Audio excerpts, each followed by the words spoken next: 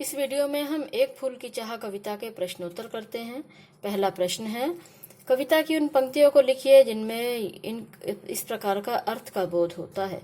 तो ये प्रश्न बुक में ही लिखा जा सकता है। कविता की पंक्तियों को ही इस भाव के आधार पर आपको लिखना है। सुखिया के बाहर जाने पर पिता का हृदय कांप उठता था। आप देखें तो पहले ही पेज पर दिया गया है। मेरा हृदय कांप उठता था, बाहर गई निहार उसे, यही मनाता था कि बचा लूं किसी भांति इस बार उसे। तो इन चारों लाइनों को मेरा हृदय कांप उठता था यहाँ से यहाँ तक इस जगह पर लिख देंगे।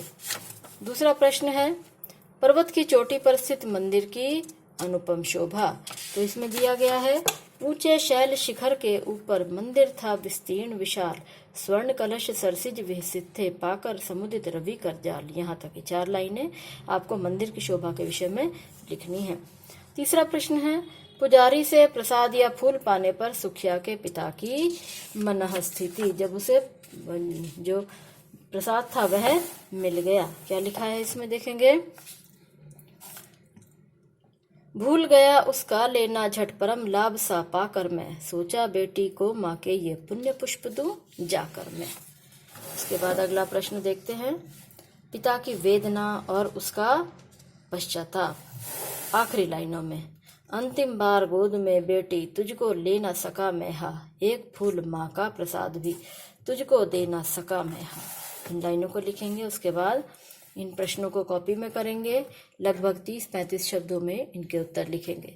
बीमार बच्ची ने क्या इच्छा प्रकट की। महामारी से ग्रसित होने पर बीमार बच्ची ने अपने पिता के सामने मंदिर के प्रसाद का एक फूल पाने की इच्छा प्रकट की। सुखिया के पिता पर कौन सा आरोप लगाकर उसे दंडित किया गया। सुखिया के पिता पर देवी की पवित्रता को भंग करने का, मंदिर में प्रवेश करने का आरोप लगाकर उसे दंडित किया गया। जेल से छूटने के बाद सुखिया के पिता ने अपनी बच्ची को किस रूप में पाया।